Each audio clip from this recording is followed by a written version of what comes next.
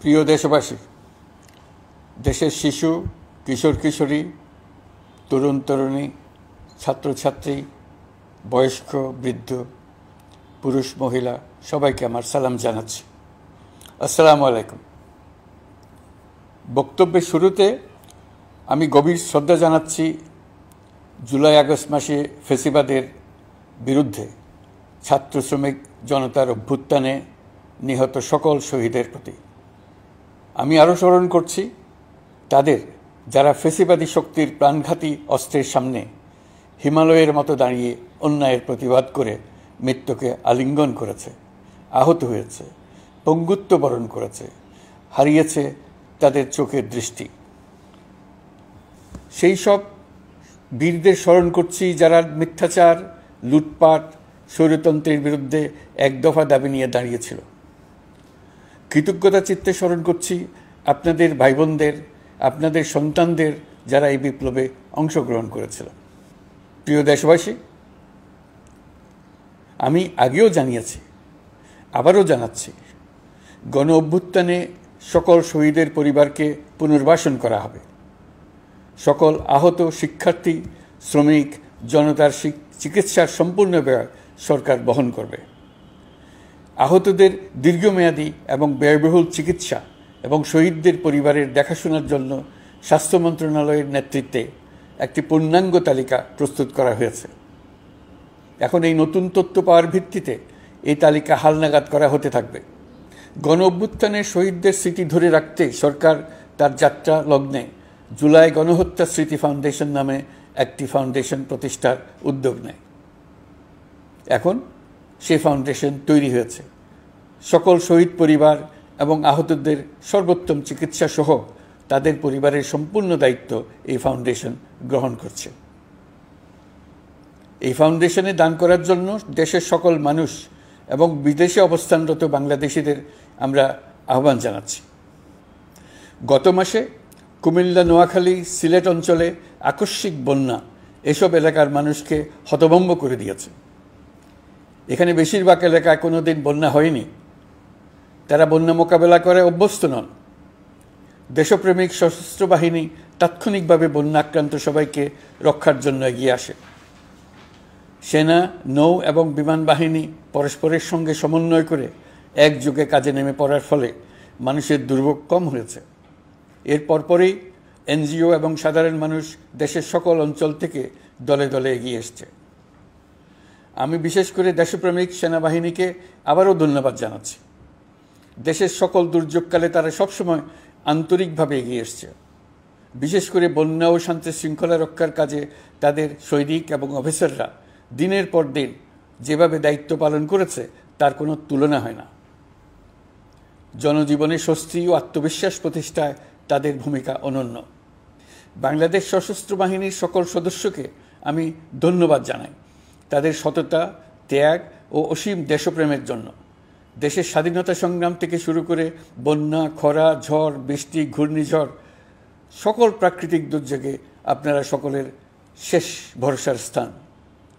দেশের প্রতিটি ক্রান্তিলগ্নে আপনারা দেশের মানুষের পাশে থেকেছেন। দেশের স্বাধীনতার পক্ষে, সার্বভৌমত্বের পক্ষে অবস্থান নিয়েছেন।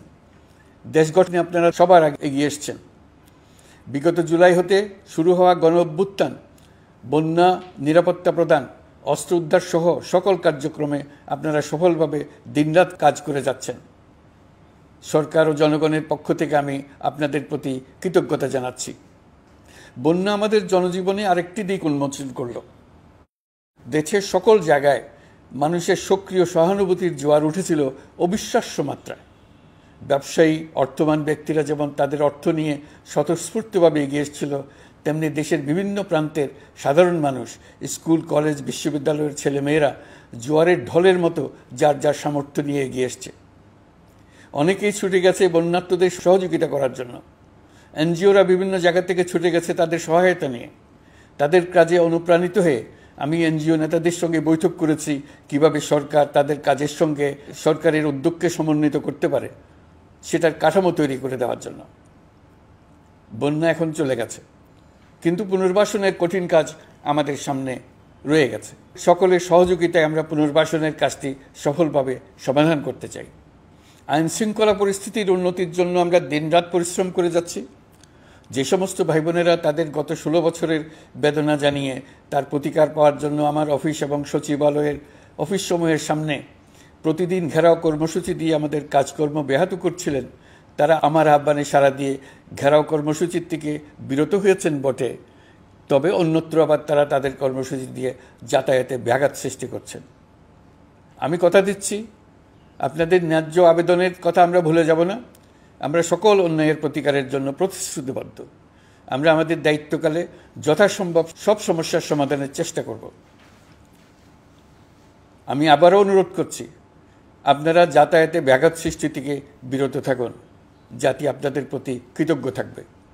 তৈরি পোশাক, ওষুধ শিল্প, এসব এলাকায় শ্রমিক ভাই বোনেরা তাদের অভিযোগ জানানোর জন্য ক্রমাগতভাবে এই শিল্পের কার্যক্রম পরিচালনা বন্ধ রাখতে বাধ্য করছেন। এটা আমাদের অর্থনীতিতে যে নেতিবাচক প্রভাব ফেলবে সেটা মোটেই কাম্য নয়। এমনিতেই ছাত্র শ্রমিক জনতার বিপ্লবের পর যে অর্থনীতি আমরা পেয়েছি সেটা নিয়মনীতিবিহীন দ্রুত ক্ষীয়মান একটা অর্থনীতি। প্রাতিষ্ঠানিক কাঠামো প্রায় ধ্বংসপ্রাপ্ত। বৈদেশিক মুদ্রার রিজার্ভ তলানিতে গিয়ে ঠেকেছে।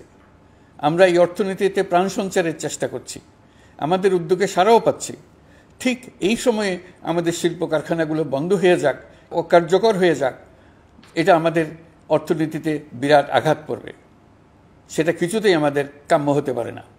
শ্রমিক ভাই বোনদের অনেক দুঃখ আছে, কিন্তু সেই দুঃখ প্রকাশ করতে গিয়ে আপনাদের মূল জীবিকা বন্ধ হওয়ার উপক্রম হলে সেটা ঠিক হবে না।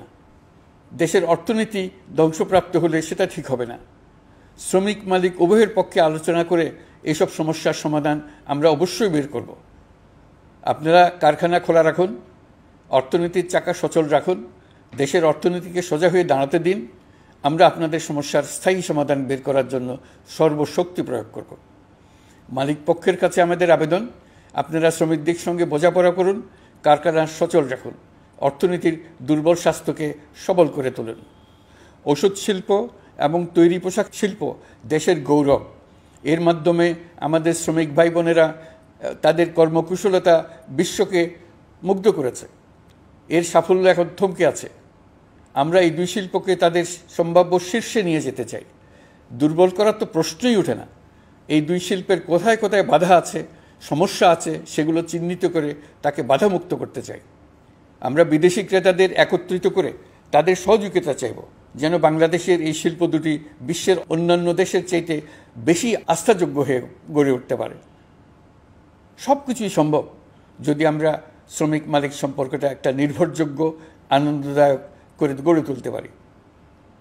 আমাদের সরকারের প্রথম মাস কাটল, দ্বিতীয় মাস থেকে আমরা নতুন বাংলাদেশ গড়ার ভিত্তি হিসেবে নতুন শ্রমিক মালিক সম্পর্কের সূচনা করতে চাই। এটা দেশের সবার কাম্য। দেশের নতুন প্রজন্ম নির্ভয়ে যেন তাদের ভবিষ্যৎ নিয়ে এগিয়ে যেতে পারে, আমরা সেই লক্ষ্যে কাজ করছি। আমাদের দায়িত্ব অনেক। ন্যায়ভিত্তিক একটা সমাজ গড়ে তোলার জন্য একসাথে অনেকগুলো কাজ আমাদের হাত দিতে হবে। 1 জুলাই থেকে 5 আগস্ট পর্যন্ত ছাত্র জনতার গণ আন্দোলনকে দমন করতে যেসব ফৌজদারি মামলা দায়ের করা হয়েছিল, এর মধ্যে হত্যা মামলা ছাড়া বাকি প্রায় সকল মামলা প্রত্যাহার করা হয়েছে। এইসব মামলায় গ্রেফতারকৃত সকলে মুক্তি পেয়েছে। দায়িত্ব গ্রহণের শুরুতেই অন্তর্বর্তীকালীন সরকার বিচার বিভাগের বড় সংস্কারের কাজে হাত দিয়েছে। যোগ্যতম ব্যক্তিকে প্রধান বিচারপতি নিয়োগ দেওয়াতে মানুষের মনে নতুন আশার সঞ্চার হয়েছে। আপিল বিভাগের বিচারপতি নিয়োগ, অ্যাটর্নি জেনারেল নিয়োগ এবং অন্যান্য নিয়োগগুলি অতি গুরুত্বপূর্ণ নিয়োগ, যেগুলো সবকটাই সম্পন্ন হয়েছে। সন্ত্রাস দমন আইন ও ডিজিটাল সাইবার নিরাপত্তা আইনে দায়েরকৃত মিথ্যা হয়রানিমূলক মামলাগুলো প্রত্যাহার করা হচ্ছে।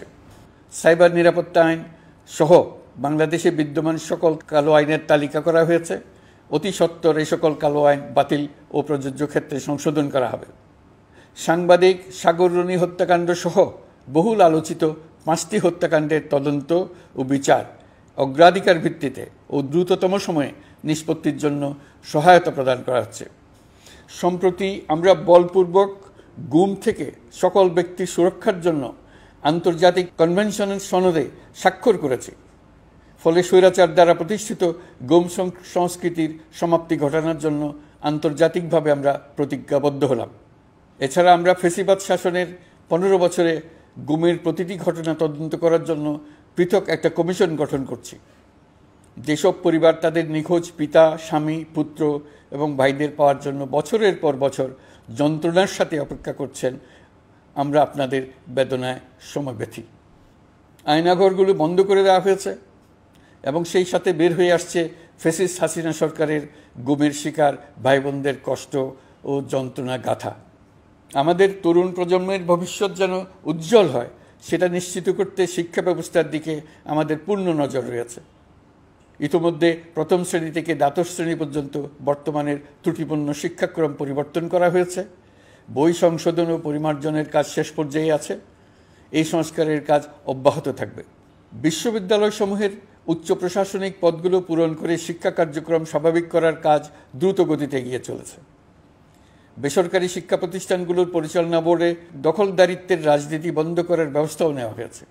আপনারা নিশ্চয় লক্ষ্য করেছেন, আমাদের প্রথম মাসে দেশের প্রায় সকল বিশ্ববিদ্যালয়ের উপাচার্য এবং উপাচার্য মহোদয়গণ পদত্যাগ করেছেন। উচ্চশিক্ষার ক্ষেত্রে এটা বিরাট শূন্যতার সৃষ্টি করেছে। প্রথম মাসে আমরা ক্রমাগতভাবে প্রতিটি বিশ্ববিদ্যালয়ে সবার কাছে গ্রহণযোগ্য এমন উপাচার্য এবং উপাচার্য নিয়োগ দেওয়ার কাজ শুরু করেছে। এর ফলে সকল সরকারি এবং বেসরকারি বিশ্ববিদ্যালয়গুলোতে নতুন উদ্যমে কাজ শুরু করার পরিবেশ সৃষ্টি হয়েছে। সংবাদ মাধ্যম ও মত প্রকাশের পূর্ণ স্বাধীনতা ইতিমধ্যে নিশ্চিত করা হয়েছে। আমরা সবাইকে বলে দিয়েছি, আপনারা মন খুলে আমাদের সমালোচনা করুন, আমরা সবার মতামতের প্রতি শ্রদ্ধাশীল। মিডিয়া যাতে কোনো রকম বাধা বিপত্তি ছাড়া নির্বিঘ্নে তাদের কাজ করতে পারে, সেজন্য একটা মিডিয়া কমিশন গঠন করা সরকারের সক্রিয় বিবেচনাধীন। আরও যেসব কমিশন সরকার সহ অন্য সবাইকে জবাবদিহিতার আওতায় আনতে পারে, আমরা তাদের পুনর্গঠন ও সংস্কারের উদ্যোগ নিয়েছি, যাতে তারা আরও শক্তিশালী হয়, জনকল্যাণে কাজ করে। দায়িত্ব গ্রহণের পর বিভিন্ন দেশের সরকার প্রধান টেলিফোনে এবং শুভেচ্ছা বার্তা পাঠিয়ে আমাকে অভিনন্দন জানিয়েছেন। বিভিন্ন দেশের রাষ্ট্রদূত এবং হাই কমিশনারবৃন্দ আমার সাথে সাক্ষাৎ করে দ্বিপাক্ষিক সহযোগিতা বৃদ্ধির আশ্বাস দিয়েছেন। আমার অনুরোধে সংযুক্ত আরব আমিরাতের 57 জন বাংলাদেশি যারা ফ্যাসিবাদ বিরোধী বিক্ষোভে অংশগ্রহণ করা বিভিন্ন মেয়াদে কারাদণ্ডে দণ্ডিত হয়েছিলেন, তাদের সাধারণ ক্ষমা ঘোষণা করেছেন সে দেশের সরকার। ইতিমধ্যে তাদের কয়েকজন দেশে ফিরে এসেছেন। এই ক্ষমা প্রদর্শন ছিল অতি বিরল একটি ঘটনা। এই জন্য আমি সংযুক্ত আরব আমিরাতের রাষ্ট্রপতি শেখ মোহাম্মদ বিন জায়েদ আল নাহিয়ানকে ধন্যবাদ ও কৃতজ্ঞতা জানিয়েছি আপনাদের সবার পক্ষ থেকে। যে সমস্ত সরকার প্রধানের সঙ্গে আমার টেলিফোনে যোগাযোগ হয়েছে, তাদের মধ্যে রয়েছেন ভারতের প্রধানমন্ত্রী নরেন্দ্র মোদী, পাকিস্তানের প্রধানমন্ত্রী শাহবাজ শরীফ। আমরা ভারত এবং অন্যান্য প্রতিবেশী রাষ্ট্রসমূহের সঙ্গে সুসম্পর্ক চাই, তবে সেই সম্পর্ক হতে হবে ন্যায্যতা এবং সমতার ভিত্তিতে। ভারতের সাথে আমরা ইতিমধ্যে বন্যা মোকাবেলায় উচ্চ পর্যায়ে দ্বিপাক্ষিক সহযোগিতার আলোচনা শুরু করেছি। দক্ষিণ এশিয়ায় আঞ্চলিক সহযোগিতা বৃদ্ধির লক্ষ্যে আমি সার্ক রাষ্ট্রগোষ্ঠী পুনর্জীবিত করার উদ্যোগ নিয়েছি। আমরা চাই আমাদের দেশ যেন একটি গণতান্ত্রিক দেশ হিসেবে বিশ্বের কাছে সম্মানের সাথে পরিচিত হয়। দেশের পরিকল্পনা যেন দেশের মানুষ কেন্দ্রিক হয়, কোনো নেতা বা দল কেন্দ্রিক না হয়। আমরা স্বৈরাচারী হাসিনা সরকারের অহেতুক কোটি কোটি টাকা ব্যয়ের প্রকল্প বাস্তবায়িত হতে দেখেছি, যেগুলো কখনোই দেশের মানুষের জন্য ছিল না, বরং এর সাথে জড়িত ছিল কুৎসিত আমিত্ব এবং বিশাল আকারের চুরি। চলমান এবং প্রস্তাবিত সকল উন্নয়ন প্রকল্পগুলোর যাচাই বাছাই করার কাজ ইতিমধ্যে আমরা শুরু করেছি। প্রকল্প বাস্তবায়নের পর্যায় বিবেচনা করে বাকি কাজে ব্যয়ের সাশ্রয় এমনকি প্রয়োজন মতে তা বাতিল করার কথা বিবেচনা করা হবে। দেশের মানুষকে আর ফাঁকি দেওয়া চলবে না। কর্মসংস্থান তৈরি করবে এমন প্রকল্পগুলোকে আমরা অগ্রাধিকার দেব। লুটপাট ও পাচার হয়ে যাওয়া অর্থ ফিরিয়ে আনার উদ্যোগ আমরা নিয়েছি। আর্থিক খাতে শৃঙ্খলা ফিরিয়ে আনতে একটা ব্যাংকিং কমিশনও গঠন করার উদ্যোগ নেওয়া হয়েছে। বিভিন্ন ব্যাংকের পরিচালনা পরিষদ পুনর্গঠন করা হয়েছে। ব্যাংকিং খাতে এই এক মাসে বিরাট পরিবর্তন এসেছে, আপনারা নিশ্চয়ই সেটা লক্ষ্য করেছেন। আমরা এই খাতে নিয়মনীতি প্রতিষ্ঠা করতে পেরেছি। আরও অনেক কাজ বাকি রয়ে গেছে। প্রথম মাসের কাজ হিসেবে শুধু প্রধান কাজগুলো করেছে, তার সঙ্গে রয়েছে আরও অনেক পরবর্তী কাজ। ফ্যাসিবাদী সরকার লুটপাট করার জন্য নতুন করে 60,000 কোটি টাকা ছাপিয়ে বাজারে ছাড়ার কারণে মুদ্রাস্ফীতির শিকার হয়েছে দেশের মানুষ। এই অতুলনীয় মুদ্রাস্ফীতি নিয়ন্ত্রণ অন্তর্বর্তী সরকারের অন্যতম প্রধান লক্ষ্য। মুদ্রাস্ফীতি নিয়ন্ত্রণের লক্ষ্যে পলিসি সুদের হার বৃদ্ধি করে 9% উন্নীত করা হয়েছে। মূল্যস্ফীতি থেকে সাধারণ মানুষকে সুরক্ষা দেওয়ার উদ্দেশ্যে ওএমএস খাদ্যবান্ধব কর্মসূচি সহ সুলভ মূল্যে প্রান্তিক মানুষের কাছে নিত্য প্রয়োজনীয় দ্রব্য সরবরাহ চলমান রাখা হয়েছে। মূল্যস্ফীতি মোকাবেলায় চলতি অর্থ বছরে চাল ও গম আমদানির জন্য 5,800 কোটি টাকা, আভ্যন্তরীণ সংগ্রহের জন্য 8,900 কোটি টাকা এবং খাদ্য ভর্তুকির 3টি প্রোগ্রামের জন্য 7,360 কোটি টাকা বরাদ্দ রাখা হয়েছে। বিভিন্ন স্টেক হোল্ডারের সাথে সভা করে মূল্যস্ফীতি নিয়ন্ত্রণের করণীয়সমূহ চিহ্নিত করা হয়েছে। পরিচালন ও উন্নয়ন ব্যয় যৌক্তিক পরিমাণে হ্রাস করার জন্য কার্যক্রম গ্রহণ করা হয়েছে। কৃষিপণ্য উৎপাদনের জন্য সার আমদানির ক্ষেত্রে প্রয়োজনীয় বৈদেশিক মুদ্রার সরবরাহ নিশ্চিত করার পদক্ষেপ নেওয়া হয়েছে। প্রকৃত চাষিগণ যাতে কৃষি ঋণ পেয়ে থাকেন তা নিশ্চিত করার উদ্যোগ নেওয়ার পাশাপাশি কৃষি ঋণের পরিমাণ বৃদ্ধি করা হয়েছে। মার্কিন ডলারের বিপরীতে টাকার বিনিময় হার স্থিতিশীল রাখার লক্ষ্যে বৈদেশিক মুদ্রার বিনিময় হারকে বাজার ভিত্তিক করা হয়েছে। কালো টাকা সাদা করার অনৈতিক অনুমতি বাতিল করা হয়েছে। বৈদেশিক মুদ্রার রিজার্ভ বৃদ্ধি করতে বিভিন্ন উন্নয়ন সহযোগীদের কাছ থেকে বাজেট সাপোর্ট চাওয়া হয়েছে। আন্তর্জাতিক মুদ্রা তহবিল থেকে অতিরিক্ত 3 বিলিয়ন মার্কিন ডলার, বিশ্বব্যাংক থেকে অতিরিক্ত 1 বিলিয়ন ডলার, জাইকা থেকে অতিরিক্ত 1 বিলিয়ন মার্কিন ডলার প্রদানের অনুরোধ করা হয়েছে। রূপপুর পারমাণবিক বিদ্যুৎ কেন্দ্র নির্মাণ প্রকল্পের অগ্রিম অর্থ পরিশোধ এবং বকেয়া পাওনা নিয়ে রাশিয়ান ফেডারেশনের সাথে অর্থ মন্ত্রণালয়ের আলোচনা চলছে। পাইপলাইনে থাকা 48 বিলিয়ন মার্কিন ডলার বৈদেশিক সহায়তা ব্যবহারের উদ্যোগ নেওয়া হয়েছে। মেগা প্রকল্পের নামে লুটপাট বন্ধের পাশাপাশি স্বাস্থ্য ও শিক্ষা খাতে বরাদ্দ বৃদ্ধির পরিকল্পনা গ্রহণ করা হয়েছে। বৈদেশিক মুদ্রার রিজার্ভের উপর চাপ কমানোর লক্ষ্যে রাশিয়া এবং চীন থেকে প্রাপ্ত ঋণের সুদের হার কমানো এবং ঋণের মেয়াদ বৃদ্ধির জন্য অনুরোধ জানানো হয়েছে। সকল উন্নয়ন সহযোগীদের সাথে সম্পর্ক আরও নিবিড় করার উদ্যোগ নেওয়া হয়েছে। সকল অর্থনৈতিক সূচক এবং পরিসংখ্যানের প্রকৃত মান বা সংখ্যা প্রকাশের জন্য নির্দেশনা প্রদান করা হয়েছে। জিডিপি, মূল্যস্ফীতি ইত্যাদি সঠিক উপাত্ত সংগ্রহ, প্রাক্কলন ও প্রকাশের জন্য নির্দেশনা দেওয়া হয়েছে। জাতীয় রাজস্ব বোর্ড এবং অর্থ বিভাগের রাজস্ব আয় সম্পর্কিত উপাত্তের মধ্যে পার্থক্য নিরসনে উদ্যোগ নেওয়া হয়েছে। প্রকৃত রপ্তানি আয় নিরূপণ এবং প্রকাশের নির্দেশনা দেওয়া হয়েছে। জাতীয় রাজস্ব বোর্ডের অটোমাইজেশনের লক্ষ্যে পরিকল্পনা গ্রহণ করা হয়েছে। পুঁজিবাজারকে স্বাভাবিক ধারায় ফিরিয়ে আনতে সিকিউরিটি এক্সচেঞ্জ কমিশন পুনর্গঠন করা হয়েছে। নিত্য প্রয়োজনীয় পণ্য সামগ্রীর সরবরাহ স্বাভাবিক রাখার নিমিত্তে ব্যবসায়ী, শিল্প মালিক ও ব্যবসায়ী সংগঠনের সাথে সভা করা হচ্ছে এবং তাদের মতামতের ভিত্তিতে বিভিন্ন ব্যবস্থা গ্রহণ করা হচ্ছে।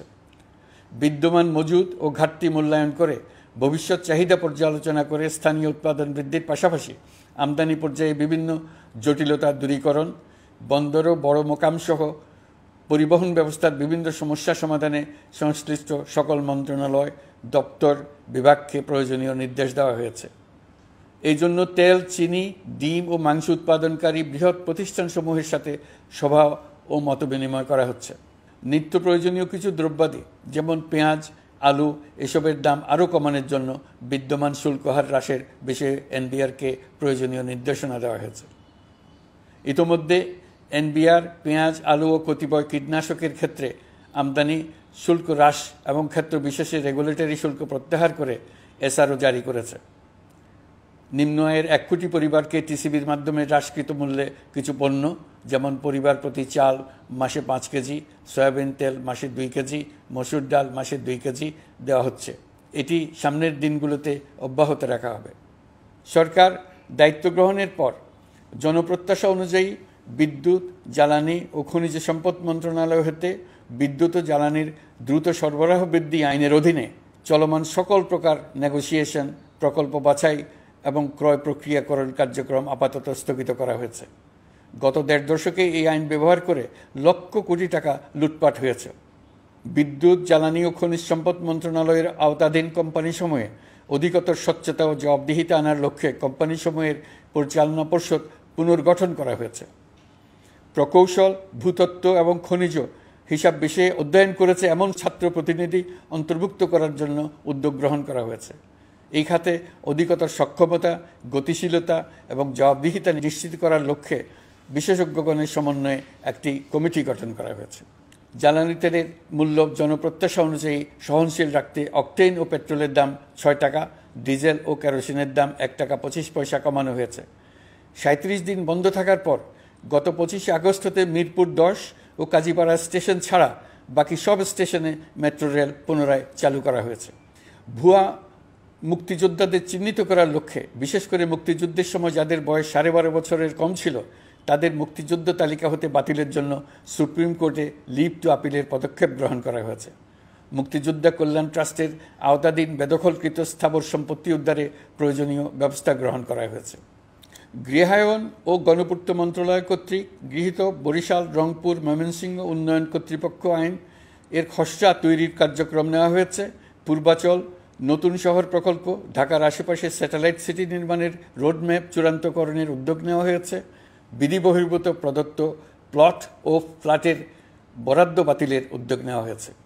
প্রিয় দেশবাসী, আপনাদের আমাদের সন্তানদের জন্য একটি গণতান্ত্রিক বাংলাদেশের রূপরেখা তৈরি করতে আমরা দৃঢ় প্রতিজ্ঞ। আর যেন আমাদের কোনো স্বৈরাচারের হাতে পড়তে না হয়। আমরা যাতে বলতে পারি আমরা একটি গণতান্ত্রিক দেশে বসবাস করি, আমরা যাতে সকলেই দাবি করতে পারি যে এই দেশটি আমাদের, আমরা সেই লক্ষ্যেই কাজ করছি। কেউ আইন নিজের হাতে তুলে নেবেন না। আইন নিজের হাতে তুলে নিয়ে কেউ সমাজে বিশৃঙ্খল পরিবেশ সৃষ্টি করলে আমরা তাকে অবশ্যই শাস্তির আওতায় নিয়ে আসব। আমরা একটি সাম্প্রদায়িক সম্প্রীতির দেশ। ধর্মীয় সম্প্রীতি বিনষ্ট হয় এমন কোনো কাজ কেউ কোনোভাবেই করবেন না। অতীতে শুধুমাত্র আওয়ামী মতাদর্শী না হওয়ার কারণে 18তম থেকে 42তম BCS পর্যন্ত BPSC কর্তৃক সুপারিশকৃত অনেক প্রার্থী নিয়োগ বঞ্চিত হয়েছেন। 8ই আগস্ট পরবর্তী সময়ে এর মধ্যে এদের 259 জনকে নিয়োগ দেওয়া হয়েছে। মাঠ প্রশাসনকে জনবান্ধব এবং দুর্নীতিমুক্ত জবাবদিহিমূলকভাবে গড়ে তোলার জন্য সব ধরনের উদ্যোগ নেওয়া হয়েছে। সরকারি কর্মচারীদের বাধ্যতামূলকভাবে সম্পদ বিবরণী দাখিলের নির্দেশ দেওয়া হয়েছে এবং এটা প্রতি বছর তাদেরকে করতে হবে। ধ্বংস হয়ে পড়া একটা জনপ্রশাসনকে নিয়ে যাত্রা শুরু করেছি। মন্ত্রণালয়গুলোর উচ্চতম পদে যারা নিয়োজিত ছিলেন তারা অনেকে দায়িত্ব ছেড়ে চলে গেছেন, কিংবা পদে থাকলেও সহকর্মীদের চাপের মুখে কাজ করতে পারছিলেন না, বাধ্য হয়ে পদত্যাগ করেছেন। আর যারা 16 বছরের স্বৈরাচারী শাসনের আমলে পদত্যাগে বাধ্য হয়েছিলেন কিংবা দায়িত্ববিহীন অবস্থায় একই পদে থেকে বাধ্য হয়েছেন, তাদের সবার কথা বিবেচনা নিয়ে জনপ্রশাসনকে নতুন করে দাঁড় করানোই ছিল আমাদের প্রথম মাসে কঠিনতম সময়। আবার সকল সমস্যার সমাধান করে একটি নতুন জনপ্রশাসন কাঠামো দাঁড় করাতে পেরেছি, এটাই আমাদের প্রথম মাসের সবচাইতে বড় অর্জন। আমার বিশ্বাস এই জনপ্রশাসন জনগণের ইচ্ছা পূরণে সর্বোচ্চ অবদান রাখতে পারবে। অতি স্বল্প জনবল নিয়ে দাপ্তরিক কার্যক্রম শুরু করা হলেও প্রথম দিকে বিভিন্ন মন্ত্রণালয় ও বিভাগ থেকে পাঠানো বিবিধ প্রস্তাব দ্রুত গতিতে এবং আইনগত সমস্ত বাধ্যবাধকতা মেনে সিদ্ধান্ত নেওয়া হয়েছে। গত 1 মাসে বিভিন্ন মন্ত্রণালয় ও বিভাগ 198টি অতি গুরুত্বপূর্ণ বিষয়ে সিদ্ধান্ত নিয়েছে। জনপ্রশাসনের 135 জন অতিরিক্ত সচিব, 227 জন যুগ্ম সচিব এবং 120 জন উপসচিবকে পদোন্নতি প্রদান করা হয়েছে। 59টি জেলার জেলা প্রশাসককে প্রত্যাহার করা হয়েছে এবং নতুন 59 জন জেলা প্রশাসককে নিয়োগ দেওয়া হয়েছে। 67 জন কর্মকর্তার চুক্তিভিত্তিক নিয়োগ বাতিল করা হয়েছে। 10 জন যুগ্ম সচিব, 8 জন অতিরিক্ত সচিব, 6 জন সচিবকে ওএসডি করা হয়েছে। বাংলাদেশ পুলিশের 80 জন ডিআইজি, 30 জন পুলিশ সুপার সহ 110 জনকে পদোন্নতি প্রদান করা হয়েছে। 1 জন ডিআইজি, 1 জন এডিশনাল ডিআইজি, 4 জন পুলিশ সুপারকে চাকরিতে পুনর্বহাল করা হয়েছে। আইজিপি সহ 10 জন অতিরিক্ত আইজি, 88 জন ডিআইজি, 21 জন এডিশনাল ডিআইজি, 177 জন পুলিশ সুপার সহ মোট 297 জন কর্মকর্তাকে বদলি করা হয়েছে। ছাত্র শ্রমিক জনতার বিপ্লবের মূল লক্ষ্য ছিল গণভবন। এটা ছিল স্বৈরাচারের কেন্দ্রবিন্দু। এই সরকার বিপ্লবের প্রতি সম্মান দেখিয়ে গণভবনকে বিপ্লবের জাদুঘর হিসেবে ঘোষণা দিয়েছে। ছাত্র জনতার ক্ষোভকে স্থায়ীভাবে তুলে ধরার জন্য গণভবনের আর কোনো সংস্কার করা হবে না। ছাত্র জনতার ক্ষোভের মুখে তা যে অবস্থায় দাঁড়িয়েছিল সেই অবস্থায় তাকে রাখা হবে। যেসব মূল্যবান সামগ্রী জনতা নিয়ে গিয়েছিল সেগুলো অনেক ফেরত দিয়ে গেছেন। যারা নিয়ে গিয়েছেন তারা নিজেরাই ফেরত দিয়ে গেছেন। তাদের আমরা দেশবাসীর পক্ষ থেকে ধন্যবাদ জানাচ্ছি। আরও কিছু জিনিস পাওয়া যায়নি, যারা নিয়ে গেছেন তাদের কাছে আমাদের অনুরোধ থাকবে তারা যেন এইসব সামগ্রী ফেরত দিয়ে যান। আমরা উল্লেখ করব এইসব বিক্ষুব্ধ জনতা নিয়ে গিয়েছিল, কিন্তু বিজয়ের পর তারা আবার জাদুঘরে প্রতি সম্মান দেখিয়ে এগুলো ফেরত দিয়ে গিয়েছেন। আমরা নতুন বাংলাদেশকে একটা পরিবেশ বান্ধব এবং জীববৈচিত্র্যময় দেশ হিসেবে গড়ে তোলার উদ্যোগ নিয়েছি। এটি তরুণদের আকাঙ্ক্ষা, আমাদের সবারই আকাঙ্ক্ষা। সেই লক্ষ্যে আমি প্রথমেই একটি ক্ষুদ্র পদক্ষেপ নিয়েছি। আমার বাসভবন এবং সমগ্র সচিবালয়ে প্লাস্টিকের পানির বোতল ব্যবহার নিষিদ্ধ করেছে। ইতিমধ্যে সুপার শপগুলোতে পলিথিনের শপিং ব্যাগ ব্যবহার বন্ধ করার উদ্যোগ নেওয়া হয়েছে। গত কয়েক দশকে যে পরিমাণ নদী দূষণ হয়েছে, আমরা তা বন্ধ করার উদ্যোগ নিয়েছি। আমরা সংস্কার চাই। আমাদের একান্ত অনুরোধ, আমাদের উপর যে সংস্কারের গুরু দায়িত্ব দিয়েছেন, সেই দায়িত্ব দিয়ে আপনারা দর্শকের গ্যালারিতে চলে যাবেন না। আপনারা আমাদের সঙ্গে থাকুন, আমরা একসঙ্গে সংস্কার করব। এটা আমাদের সবার দায়িত্ব। আপনারা নিজ নিজ জগতে সংস্কার আনুন। একটা জাতির সংস্কার শুধু সরকারের সংস্কার হলে হয় না। আপনি ব্যবসায়ী হলে আপনার ব্যবসায়ী সংস্কার আনুন। ব্যবসায়ী গোষ্ঠীরা তাদের নিজ নিজ সমিতির মাধ্যমে সংস্কার আনুন। সমিতিতে সংস্কার আনুন। নতুন করে সমিতি গঠনতন্ত্র সংশোধন করুন। আপনি শ্রমিক হলে আপনার ক্ষেত্রে আপনি সংস্কার করুন। আপনি রাজনৈতিক নেতাকর্মী হলে আপনার ক্ষেত্রে সংস্কার করুন। আপনি প্রতিষ্ঠান প্রধান হলে আপনার প্রতিষ্ঠানে সংস্কার আনুন। আমি এটাকে সুযোগ হিসেবে গ্রহণ করার জন্য সবাইকে আহ্বান জানাচ্ছি। এই সংস্কারের মাধ্যমে আমরা জাতি হিসেবে নতুনভাবে যাত্রা শুরু করতে চাই। আমাদের এই যাত্রা আমাদেরকে পৃথিবীর একটা সম্মানিত জাতি হিসেবে প্রতিষ্ঠিত করুক, এটাই আমাদের সবার কাম্য, এটাই আমাদের সবার লক্ষ্য। গত এক মাসে আমি বেশ কিছু রাজনৈতিক দলের সঙ্গে পৃথকভাবে বসছি, তাদের সঙ্গে মতামত বিনিময় করেছি। তারা আমাদের উৎসাহিত করেছেন, ছাত্র শ্রমিক জনতার বিপ্লবের লক্ষ্যের প্রতি সমর্থন জানিয়েছেন, সংস্কারের কাজে পূর্ণ সহযোগিতার দেওয়ার আশ্বাস দিয়েছেন। আমি দেশের বিশিষ্ট সম্পাদক বৃন্দের সঙ্গে মত বিনিময় করেছি, তারাও সংস্কারের কাজে পূর্ণ সহযোগিতা দেওয়ার আশ্বাস দিয়েছেন। তারা বিভিন্ন বিষয়ে মূল্যবান পরামর্শ দিয়েছেন। সবার পরামর্শ নিয়ে এখন আমাদের অগ্রসর হওয়ার পালা। আমি বিশিষ্ট ব্যবসায়ীদের সঙ্গে বৈঠক করেছি, তাদের কাছে আমাদের সরকারের লক্ষ্যগুলো ব্যাখ্যা করেছি, তারাও আমাদের লক্ষ্যের সঙ্গে একমত প্রকাশ করেছেন। আপনারা জানেন, ছাত্র শ্রমিক জনতার ঐতিহাসিক জুলাই গণ অভ্যুত্থানের মুখে এবং হাজারো মানুষের আত্মদানের বিনিময়ে বাংলাদেশে ফ্যাসিস্ট সরকারের পতন হয়েছে। এই গণ অভ্যুত্থানের বার্তা ও আকাঙ্ক্ষা বাস্তবায়নের জন্য একটি অভূতপূর্ব সময় ও সুযোগ আমরা এর মধ্য দিয়ে অর্জন করেছি। এর বাস্তবায়ন তথা বাংলাদেশের ফ্যাসিজম বা স্বৈরতান্ত্রিক শাসন পুনরাবৃত্তির আশঙ্কা রোধ এবং জনমালিকানা ভিত্তিক কল্যাণমুখী জনস্বার্থে নিবেদিত একটি রাষ্ট্র ব্যবস্থা প্রবর্তনের লক্ষ্যে কিছু জাতীয় ভিত্তিক সংস্কার সম্পন্ন করা জরুরি হয়ে পড়েছে। উক্ত সংস্কার ভাবনার অন্যতম কেন্দ্রবিন্দু হচ্ছে সুষ্ঠু নির্বাচন ব্যবস্থা, সুশাসন প্রতিষ্ঠা করা। আমরা যেহেতু জনগণের ভোটাধিকার ও জনগণের মালিকানায় বিশ্বাস করি, সেহেতু নির্বাচন ব্যবস্থার উন্নয়নে আমাদের সংস্কার ভাবনায় গুরুত্ব পেয়েছে অধিক। আমরা মনে করি নির্বাচনের নামে সংখ্যাগরিষ্ঠতার একাধিপত্য ও দুঃশাসন মানুষের উপর চাপিয়ে দেওয়া বা এর মাধ্যমে এক ব্যক্তি বা এক পরিবার বা কোনো গোষ্ঠীর কাছে সকল ক্ষমতা কুক্ষিগত করে রাখার কোনো ক্রমেই গ্রহণযোগ্য নয়। এসব আশঙ্কা রোধ করার জন্য নির্বাচনের সাথে সম্পর্কিত নির্বাচন কমিশন সহ অন্যান্য প্রতিষ্ঠানগুলোর সংস্কারের কথা আমরা ভাবছি। নির্বাচন ব্যবস্থার সাথে সম্পর্কিত প্রতিষ্ঠান হিসেবে পুলিশ প্রশাসন, জনপ্রশাসন, বিচার প্রশাসন, দুর্নীতি দমন কমিশন এই 4টি প্রতিষ্ঠানের সংস্কার করা সুষ্ঠু ও অবাধ নির্বাচনের জন্য অপরিহার্য। এসব প্রতিষ্ঠানের সংস্কার জনমালিকানা ভিত্তিক, জবাবদিহিমূলক এবং কল্যাণমূলক রাষ্ট্র ব্যবস্থা প্রতিষ্ঠায় অবদান রাখবে বলে আমি বিশ্বাস করি। এর পাশাপাশি সমাজের সকল স্তরের মানুষের প্রতিনিধিত্ব ও স্বার্থ নিশ্চিত করার জন্য এবং জুলাই গণ অভ্যুত্থানের বার্তাকে প্রতিফলিত করার জন্য সাংবিধানিক সংস্কারের প্রয়োজন আমরা অনুভব করছি। এসব বিষয়ে সংস্কার করার প্রাথমিক পদক্ষেপ হিসেবে আমরা প্রাথমিকভাবে 6টি কমিশন গঠন করার সিদ্ধান্ত নিয়েছি। এসব কমিশনের কাজ পরিচালনার জন্য বিষয়ভিত্তিক অভিজ্ঞতা বিবেচনা করে 6 জন বিশিষ্ট নাগরিকের নেতৃত্বে এই কমিশনগুলো পরিচালনা করার দায়িত্ব দিয়েছি। এরপর আরও বিভিন্ন বিষয়ে কমিশন গঠন করার প্রক্রিয়া আমরা অব্যাহত রাখব। নির্বাচন ব্যবস্থা সংস্কার কমিশনের প্রধান হিসেবে দায়িত্ব পালন করবেন ডক্টর বদিউল আলম মজুমদার। পুলিশ প্রশাসন সংস্কার কমিশনের প্রধান হিসেবে কাজ করবেন জনাব সরফরাজ চৌধুরী। বিচার বিভাগ সংস্কার কমিশনের প্রধান হিসেবে দায়িত্ব পালন করবেন বিচারপতি শাহ আবু নাঈম মমিনুর রহমান। দুর্নীতি দমন সংস্কার কমিশনের প্রধান হিসেবে দায়িত্ব পালন করবেন ডক্টর ইফতেখারুজ্জামান। জনপ্রশাসন সংস্কার কমিশনের প্রধান হিসেবে দায়িত্ব পালন করবেন জনাব আব্দুল মুহিত চৌধুরী।